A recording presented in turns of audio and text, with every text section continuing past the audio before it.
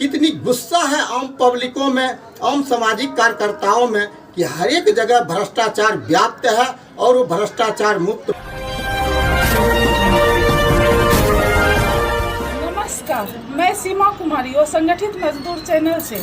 वो संगठित मजदूर चैनल में आपका स्वागत है। आप देख रहे हैं यूट्यूब पर वो संगठित मजदूर चैनल। नमस्कार, मैं सुनील कुमार। आज मैं फिर आपके सामने उपस्थित हूँ। एक वीडियो जो खास है, मैं आज आपके सामने एक चीज़ शेयर करना चाहता हूँ। जो अभी मेरे बगल में देखते होंगे एक बोर्ड है। इस बोर्ड में जो हमने मांग रखी है, जो खगड़िया सहित पूरे बिहार में मजदूर हित फंड राशि में जो घोटाला हुआ है, वो भी श्रम संसाधन विभाग के अंतर्गत आज लगभग 1 साल से हम आंदोलन कर रहे हैं, आवेदन कर रहे हैं। जिला पदाधिकारी हो या लोक जन शिकायत पदाधिकारी हो या डीएलसी हो या मुख्यमंत्री हो, श्रम मंत्री हो या प्रधानमंत्री हो, इन सभी के पास हम लोगों ने आवेदन भी कर रहे हैं। सोशल मीडिया में भी मेरा न्यूज़ जा रहा है, उस पर भी मैं इंटरव्यू दे रहा हूं, और प्रिंट मीडिया में भी मेरा न्यूज़ छप रहा है। लेकिन आज तक कैसा भ्रष्टाचार में संलिप्त व्यक्ति है और कैसे ये लोग को सपोर्ट कर रहा है कि लगभग 1 साल से आंदोलन होने के बाद भी आज तक उस पर जांच का जो आदेश होता है, जांच करवाने की जो आदेश है, अभी तक नहीं हुआ है बढ़िया से। आज तक कोई भी व्यक्ति जो है राशि रिफंड किया है, जो कि हजारों सबूत हमने पेश किया हूँ। और पदाधिकारी महोदय, जो वरीय पदाधिकारी महोदय है, उनके विभिन्न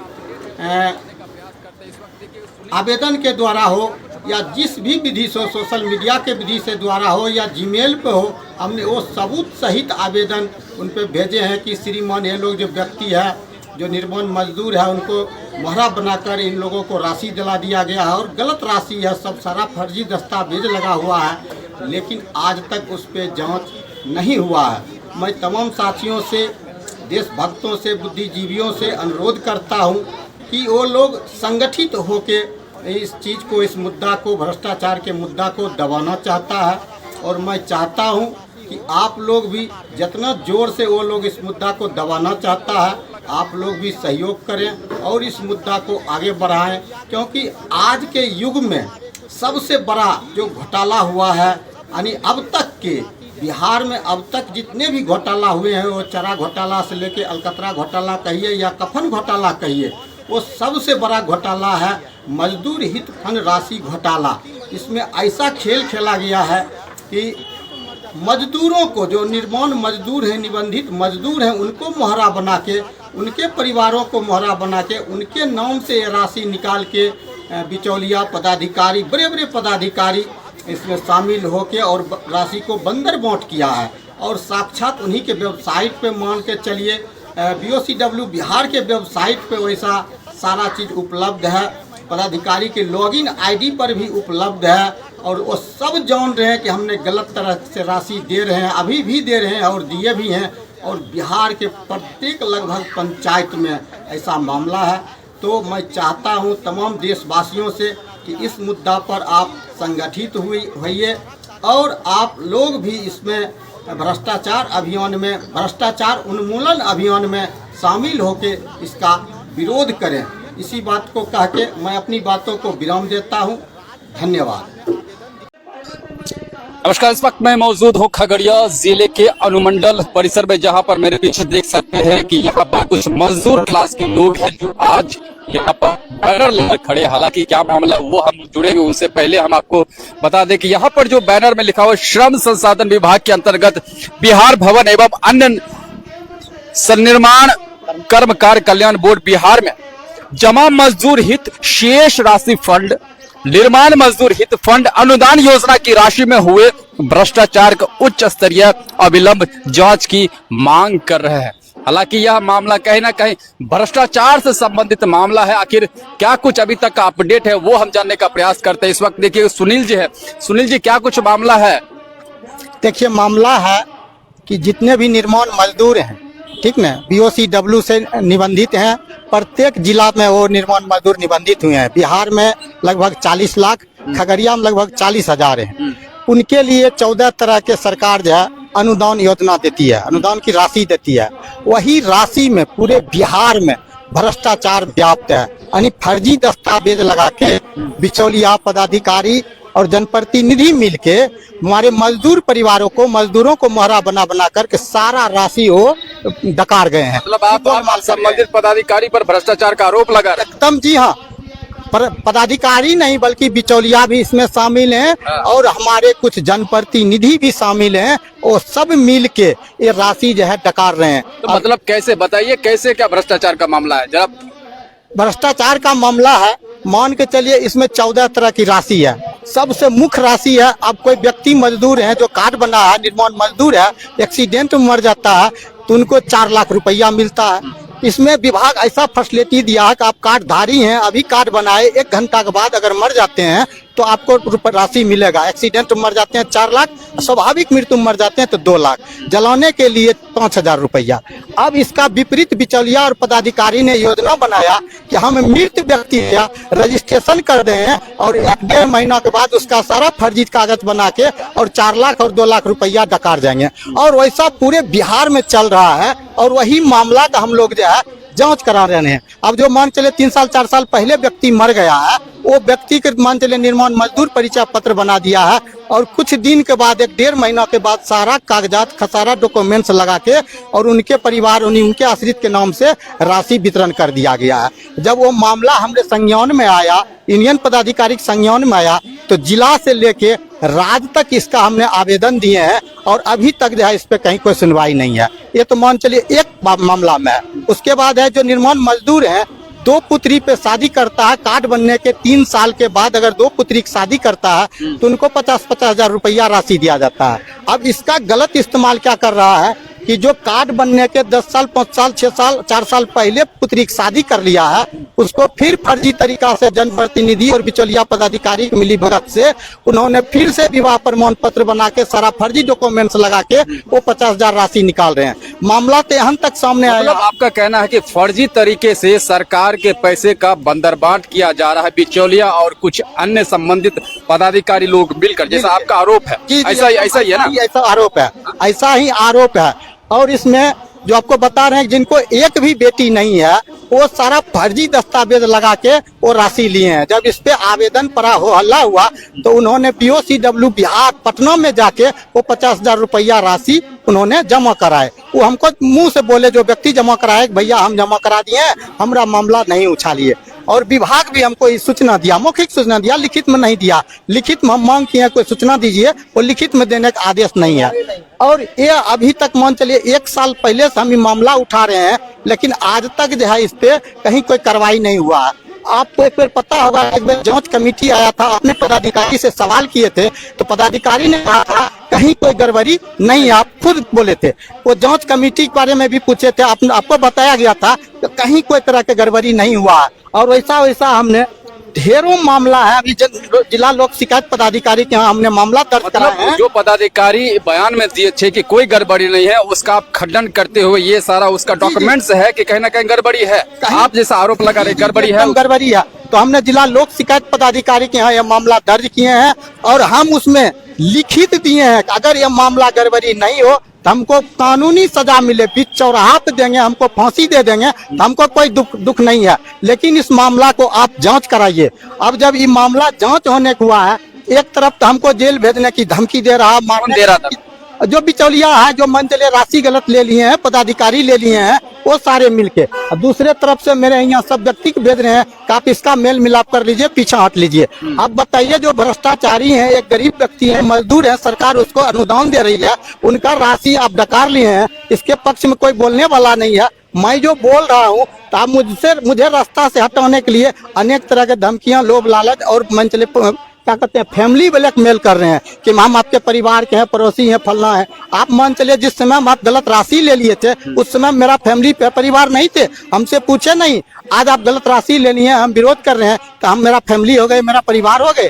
तो हम सिर्फ यही कह रहे हैं उन सभी व्यक्तियों से जो मेरा फैमिली परिवार रिश्तेदार बता रहे हैं, आप लोगों से मेरा हाथ जोड़ के विनती है कि जो भी व्यक्ति आप गलत राशि लिए हैं वो विभाग में पुनः आप जमा करा दीजिए और माफीनामा लेटर लगाइए कि हमसे गलती हुआ है और पदाधिकारी हमको जानबूझ के फंसा रहा है और जानबूझ के हमको दे दिया। अगर पदाधिकारी सही मायने में उसका डॉक्यूमेंट्स जांच करता तो क्या ये गड़बड़ी होता? एकदम नहीं होता। उनके पोर्टल पे सारा चीज रहता है, आधार कार्ड, मृत्यु प्रमाण पत्र, विवाह प्रमाण पत्र सारा रहता है। और एक दो हो तो हो, अब मान चलिए कहना आपका ये है कि कहीं ना कहीं पदाधिकारी द्वारा जो डॉक्यूमेंट्स होता है उसकी जांच नहीं की गई सही तरीके से, नहीं की गई। बिना जांच किए ही राशि का कहीं ना कहीं जी बंदर बांट करने के तरीका से उन्होंने आंख कान मुंह बंद करके पूरा जो जांच किया और फर्जी तरीका से उनको राशि दिए और बंदर बांट किए। अभी हमरे पीछे देख रहे हैं, देखिए एक मजदूर है जो इनको 1000 रुपया पेंशन मिलता है। विभाग बोल रही है वृद्धा हो जाने के बाद 1000 रुपया का हम राशि देंगे।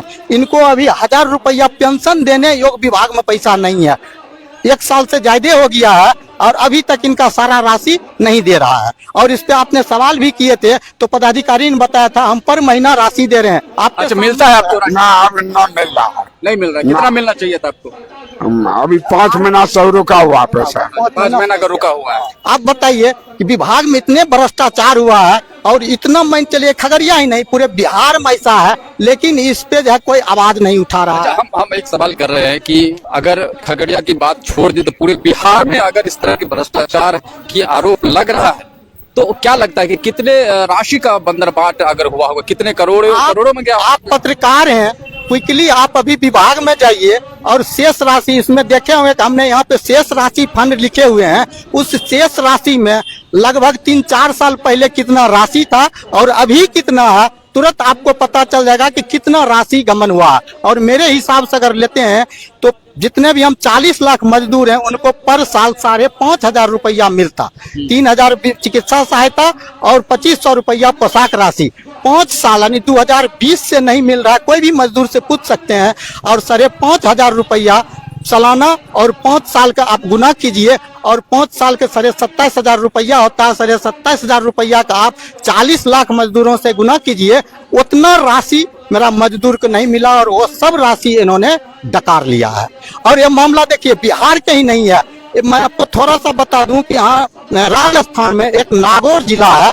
नागौर में एक पत्रिका इस चीज पे प्रकाशित किया था 2022 में, तो वहाँ के जिला पदाधिकारी ने संज्ञान लिया और वहाँ विभाग को लिखा। विभाग ने 5-6 व्यक्ति की जांच कमेटी टीम बनाया और नागौर जिला जाके वहाँ जांच किया तो लगभग 250 मामला जो है वहाँ सही पाया। सही पाया गया। इस मामले को लेकर फिलहाल अगर खगड़िया की बात करें तो खगड़िया में क्या कुछ मांग करते हैं जिला पदाधिकारी हो या बिहार सरकार से, क्या मांग करते हैं इस मामले को लेकर? हम यही मांग करते हैं कि जितने भी फर्जीवाड़ा हुआ है निष्पक्ष जांच कराइए और जो भी व्यक्ति राशि लिया, चाहे वो मेरा मजदूर हो, चाहे परिवार हो, चाहे मैं कोई भी व्यक्ति हो, उसका वो राशि पुनः विभाग में राशि लौटाया जाए। और जेन्युइन मजदूर को जो वो लोग काम नहीं कर रहा, पदाधिकारी नहीं कर रहा बिना घूस घास के, उस व्यक्ति जेन्युइन व्यक्ति को काम हो और सही ढंग से काम हो। और इसमें जो भी व्यक्ति दोषी है, चाहे वो पदाधिकारी हो या हमारे मजदूर हो, उस पे जो विभागीय या जो सरकारी बनता है एक्ट, वो एक्ट उस पे लगे और उस पे राशि वसूली हो। चलिए बहुत बहुत शुक्रिया। ये थे सुनील जी जो मजदूर नेता हैं और आज ये पहुंचे थे यहाँ पर। इनका साफ तौर पर आरोप है कि कहीं ना कहीं बिचौलिया और जो संबंधित पदाधिकारी हैं उनके मिली भगत से जो सरकारी की शेष राशि है उसमें कहीं ना कहीं बंदर बांट का आरोप लग रहा है। हालांकि पूरे मामले की हम पुष्टि नहीं करेंगे कि बंदरबाट हो रहा है नहीं हो रहा, हालांकि इनका आरोप है। लेकिन मामला फिलहाल जांच का विषय है। अब देखना दिलचस्प होगा कि क्या बिहार सरकार हो या यहाँ के संबंधित पदाधिकारी हो या जिलाधिकारी महोदय है, क्या इस पर संज्ञान लेते हैं या नहीं लेते हैं। और ऐसे जो छोटे छोटे मजदूर क्लास के लोग हैं जिनके राशि का कहीं ना कहीं बंदरबाट किया गया है, जिनके हक और अधिकार को कहीं ना कहीं छीनने का प्रयास किया गया है, क्या ऐसे लोगों पर कार्रवाई होती है? अगर होती भी है तो कब तक होती है, यह देखना दिलचस्प होगा। फिलहाल इस वीडियो में इतना ही। लेके अब बखरी बस स्टैंड तक के टेंडर हो चुका है।